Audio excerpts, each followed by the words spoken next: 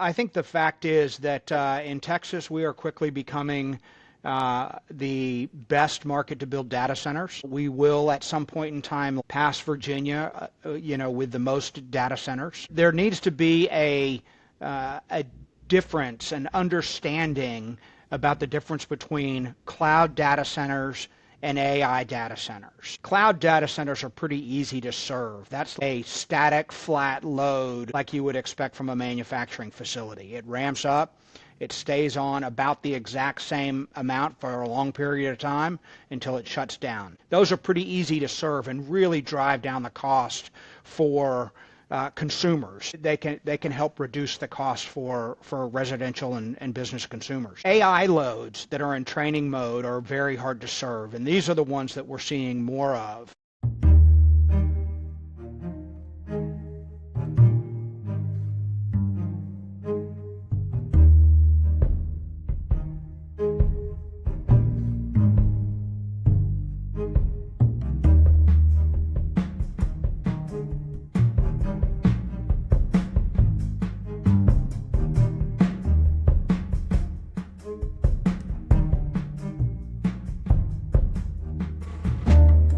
Welcome to another of the Hawthorne Group's podcasts Across the Aisle. We're honored today to have former Texas Utility Commissioner Jimmy Glotfelty with us, now a leading industry consultant from Houston, where he served as committee chair of the Greater Houston Partnership. In his private sector days, Jimmy was best known as founder and EVP of CleanLine Energy, and for his work for CalPine, ICF Consulting, and Quantas Services. In the public sector, he was even better known as a senior policy advisor to U.S. Secretary of Energy Spence Abraham, energy policy director to then Governor George W. Bush of Texas, and legislative director to Congressman Sam Johnson. Jimmy founded and led the Office of Electricity at the U.S. Department of Energy. He led the joint U.S.-Canadian Power Outage Task Force, and he served on the White House force to streamline energy permitting, something of enormous interest today. At the Texas PUC, Jimmy played legendary roles in strengthening ERCOT, in expanding the state's transmission network, in enhancing grid reliability, and in advancing nuclear development. He ensured Texas continued national leadership in renewables and in battery storage. Commissioner, I think it's timely you're on here. Thank you for having me. Not only is everyone in the media and in the industry consumed with data centers and their demand, with generation and transmission challenges, with weather and reliability, and with consumer affordability, but eternally, of course, Texas politics. Let me start off with the big D, not Dallas, but data centers. Reports, of course, are, and construction and development would suggest they're well-founded, exponential demand is going to hit the grid to power these data centers. Do you see those expectations as realistic, and are they meetable? Great question, John. This is the issue on everybody's mind. If you're in the power sector, if you're in the gas sector, and if you're in the data center sector, this is all at the front of everybody's interest. I think the fact is that in Texas, we are quickly becoming the best market to build data centers. We will at some point in time, likely this year or next year, pass Virginia, with the most data centers. There needs to be a difference, an understanding about the difference between cloud data centers and AI data centers. Cloud data centers are pretty easy to serve. That's like a static, flat load like you would expect from a manufacturing facility. It ramps up, it stays on about the exact same amount for a long period of time until it shuts down. Those are pretty easy to serve and really drive down the cost for consumers as you're building infrastructure. They can help reduce the cost for residential and business consumers. AI loads that are in training mode are very hard to serve, and these are the ones that we're seeing more of. And there's no doubt that the numbers of megawatts that have applied for interconnection are exorbitant. They are not one for one in terms of the numbers that are going to get built, but they are substantial. And I would suggest that by 2030, ERCOT is not going to see 200 gigawatts of new data center load, but they may see 30. 30 gigawatts of load across an 80 gigawatt system is a substantial increase over a 5 or 6 year period. I think the same can be said for many of these regions, the PJM and the MISO market. Some of it is not as specific in the western markets except for Arizona, but in the southeast it sure is a compelling argument to continue to build in Georgia and the Carolinas and Alabama and such. So I can't tell you if it's going to be exactly right, but I can tell you that the load increases are going to be substantial, and that's what we need to prepare for. What will, when it all shakes out, what will the impact be on the mass number of residential customers, on the industrial and commercial? Do they need to fear this development? I would say no. I would say that's part of the challenge that this data center industry has brought on themselves, is they don't really know how to develop projects in the sense that you go into a community and you explain to them what the impacts are going to be before you actually build that facility. Very much like what we do in the utility world on building a power plant. You go in, you have town meetings, you talk to the county commissioners, you talk to the members of the community to make sure that they understand what this new power plant in that case would be. Data centers haven't done that. Data centers haven't done that for a few reasons. First of all, it's not in their wheelhouse. They don't know how to do that. Secondly, these things are getting built so quickly.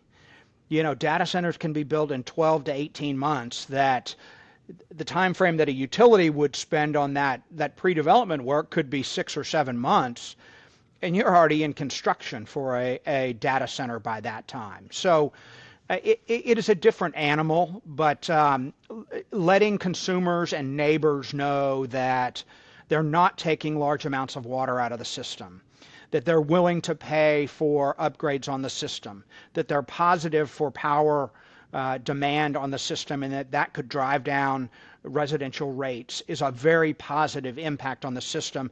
And you can't look at this as a snapshot in 1 year or 2 years. You have to look at this as in a snapshot over 20. So I think residents will see a positive benefit as a result of this in their electric rates, in their water rates, and perhaps in their gas rates as well. Well, one of the questions we've had occasion to ask data center developers, have you talked to the members of the local school board? And they say, why? And I say, well, you're about to become the largest property taxpayer in the county. You will be making the largest contribution to that school's budget. They might have an interest in that, but not if no one tells them. That's clearly right, and that's even the case if they get abatements, which many of these data centers do, but clearly not all of them. If you get a 5 or a 7 or 10 year abatement of those early years of property taxes, you're still going to be by far the largest payer of property taxes in that district. Where does battery storage fit into this, and what's happening in the battery storage world in Texas? Great question, and I would say that there are two different questions there. Let me take Texas. The growth of battery storage in Texas has been phenomenal over the last 2 years, and I expect it to continue for the next year or so, maybe 2. As many of you know, we don't have a very intense siting regime in Texas. the State Utility Commission, the Public Utility Commission, does not approve where projects are sited, nor how they're connected to the power system. So if you can put a battery on a piece of private property and interconnect it to a system, you can put your battery in and participate in the market. That's been both positive and negative, I think, in terms of the state, again, because many residents hear about fires, about these batteries catching fire, and they don't know what that means for their community. Is it going to burn for 5 days? Is it going to burn for 24 hours? And what pollutants are going to go in the air as a result? So they're questions that need to be answered. I will tell you, in Texas, batteries have been valuable. They have been valuable as we went through the winter storm this year. They're valuable on winter days when the sun goes down early. They are valuable in terms of keeping ancillary service costs down, and they pair with wind and solar pretty well. On the flip side of that coin, batteries also have a function of reducing the revenues that baseload power plants need to operate and to construct in our market. So they have pros and they have cons. As we see them going forward, we will not have a capacity market in Texas. We'll have something similar to it, but definitely not a full capacity market. And that might solve some of the problems, but we still need peak pricing in order to pay for the gas-fired power plants and perhaps the nuclear plants in the future. Let me say one other thing just about batteries and data centers. These AI data centers that have major load swings on a sub-second basis. So that's the operational challenge with these learning large language models. Is a lot of these data centers. So just say everybody talks about gigawatt data centers, but most of those gigawatt data centers are made up of about 200 megawatt pods, which operate independently but synchronously. So you could have 200 megawatts that's going to swing its load 60 or 70% on a sub-second basis. There's no combustion turbine or coal plant that can manage the ramping associated with that on today's system. So batteries can play a role there because they can charge and discharge very quickly and help the system manage those sub-second swings of these AI data centers. So there is a role for them going forward. You mentioned the word nuclear, and of course you led the nuclear renaissance in Texas. Is nuclear a sufficiently timely answer to at least part of this question? You know, I think that's one of the few million-dollar questions. I would say the answer is no, at least not until after 2030. We're not getting them built fast enough. We're not solving the scale problem. So we could build a big plant, an AP1000, and put two of them together like we did in Georgia at the Vogtle plant. Continue to do those over time and draw those costs down to something that's fairly reasonable. And you're still only producing, maybe 4,000 or 5,000 megawatts of power. So on the other side, with these smaller reactors, you may have some that are 5, 10, 25, 300 megawatts, but we haven't been producing them. We haven't built the first model yet. So it's hard to believe that they are going to solve the scale problem before 2030. So we're really at a crossroads here that I think the existing resources on the system, including coal, as this president has found it's important to keep them producing energy, and the backbone of the system, which I think is the gas fleet, are going to continue to be the workhorses for many years to come.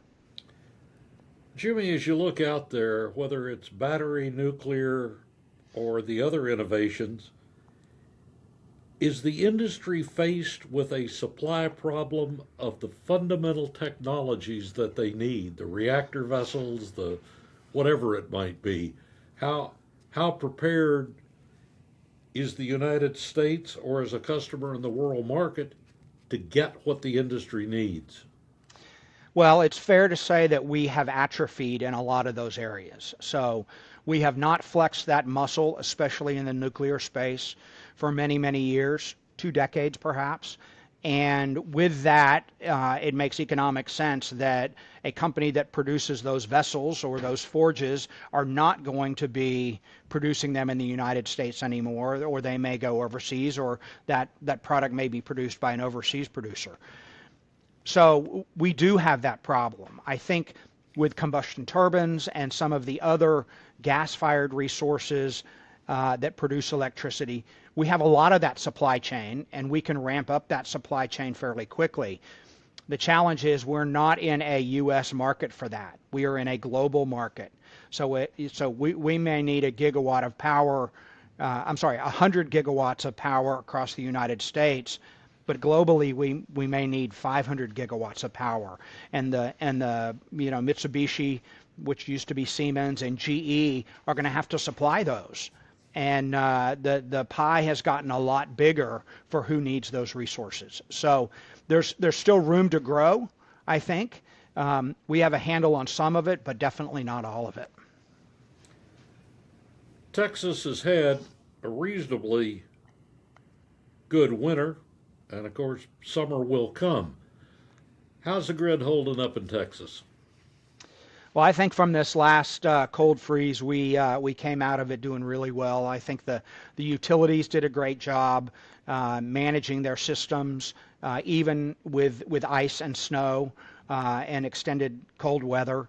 The power plants that many of them had tripped off before during Winter Storm Uri were winterized. They stayed online, and they continued to produce power through this storm. Gas assets that were pulling out of the ground continued to produce, and pipelines worked. So I think we're doing a whole lot better. We still have a little ways to go because this wasn't the magnitude of Uri, and it wasn't the length of some of our older storms. We need to be prepared for a storm that is 0 degrees for 20 days as opposed to 5 days, and that takes time to prepare for that. But I think we've done really well, and I think the consumers believe that and understand that this was a pretty good test and that we passed it. Speaking of consumers, how real, how motivational, how painful, with what sort of regulatory response is the issue of affordability that we hear so much about right now? And of course, one of the first lessons we learn in the business is customers don't pay rates, they pay bills. And have the bills gone up to the point of no longer being endurable? I think that's hard to say as a blanket statement across the United States. I think there are definitely some regions where it has. I don't think you can look at PJM prices across the board and say that is a reflection on everybody's electricity bill in PJM, because those are wholesale prices. And wholesale prices are not a true reflection of what retail prices are. Same thing in Texas. In vertically integrated utilities, they have the ability to balance that over many years to keep rates low. So, it's a challenge when you have Americans that have a thinner pocketbook. You're not being able to pay as much for electricity, and you're having to make a choice. Is it a babysitter? Is it a shopping trip? Is it new shoes for my kids? Or is it my electricity bill? That's a very hard challenge to pose to people, and it's pretty easy to complain about energy rates being higher. But these things did not happen overnight. These things have happened over a long period of time, and this shows one of the reasons why we have to continue to build infrastructure in America. We have to build transmission lines in order to be able to move power across regions. We have to build power plants in order to keep prices low and reliable. And we have to be thinking about new technologies where they are efficient and keep folks' bills low.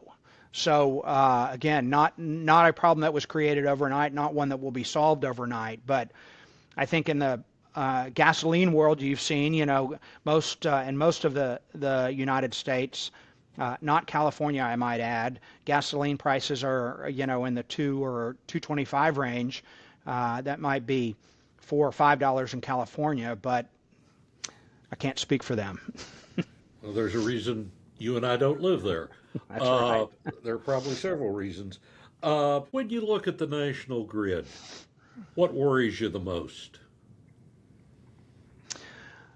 That's an interesting question. As the leader of the 2003 blackout investigation, we didn't know what the problem was going to be before it happened. We talk about vegetation. Vegetation is a problem across every grid, across every utility service territory every year. And the power outage in 2003 was a tree that hit a line in a low voltage area, which tripped a line, which tripped a plant, and it cascaded. Systemically, I don't think that there is a problem like that inherent in our power system. I think our 3 nines or 4 nines of reliability is the best in the world. We have the most reliable power system anywhere in the world, but that doesn't mean this electromechanical system cannot fail. So the thing that worries me is the blocking and tackling, and that is making sure that the power plants are hooked up and the maintenance is done on them, that the transmission lines that we need are built to serve the load that's coming to America as the economy grows. The different types of new technologies that can be put on the system to perhaps delay a transmission line for a few years, not replace the need for it, but delay it so that a utility can focus on something else that's more important. Those are the blocking and tackling things that we need. And of course, the labor associated with alignment. We have to continue to focus on the labor that is needed to build out and ensure that our system is reliable. Texas is famous for not being at least a full part of the national grid. Has that served Texas well? Do you see that changing? That's a great question that gets asked quite a bit.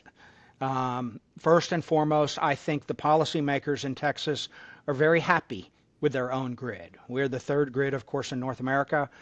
We're very happy that we can control our own destiny when it comes to the building of power plants and the building of transmission lines.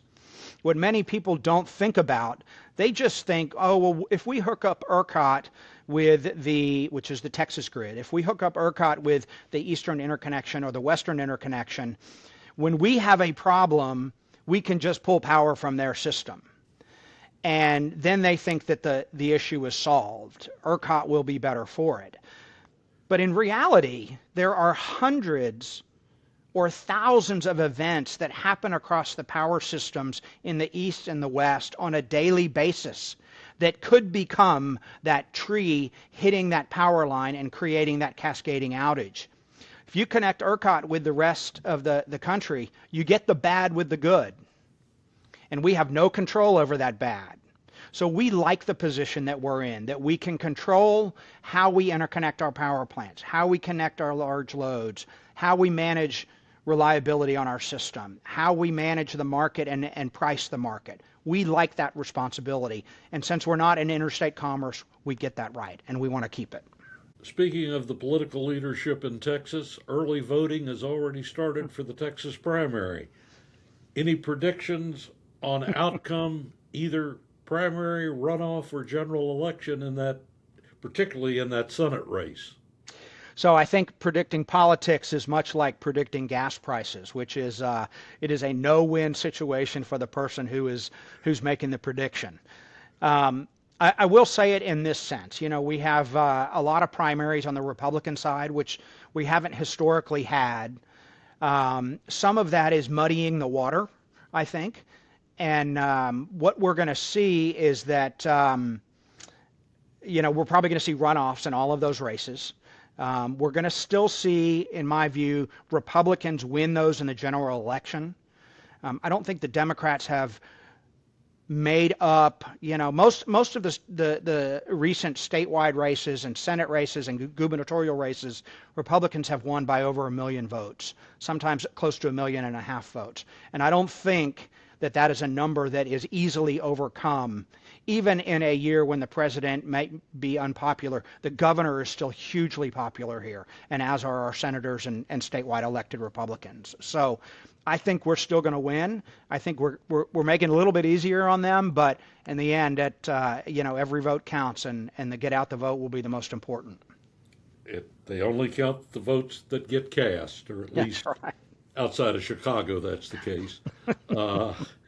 Jimmy, thank you very much for joining us. Jimmy Glotfelty, former member of the Texas Public Utility Commission, and clearly expert on all things power in Texas. Thank you. Thank you, John.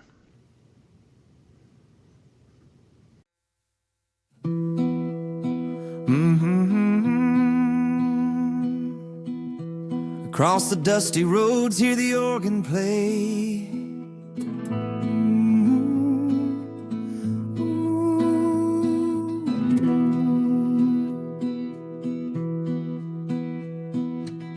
Packed up my Chevy at the break of day, headed east on 2-lane highways. Stopped in a town where the courthouse stands, shook every hand, felt the dreams and their plans. From small town porches to the steps of state lines, voices rising up in proud design. Grassroots hearts can change the course we're on. One by one we'll carry on.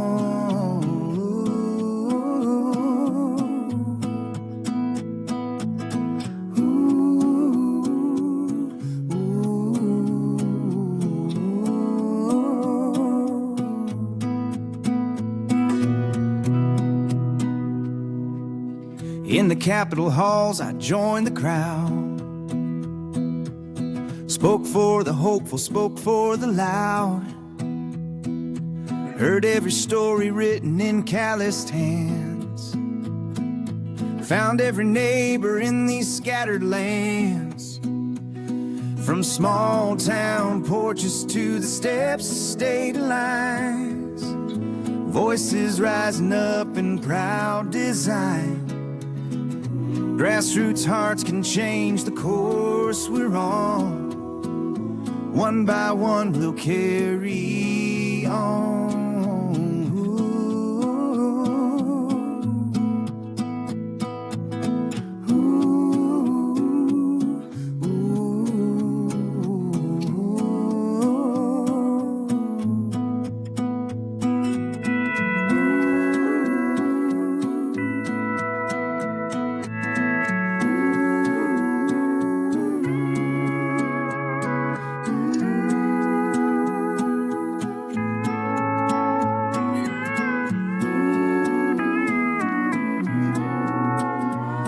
From small town porches to the steps of state lines, voices rising up in proud design.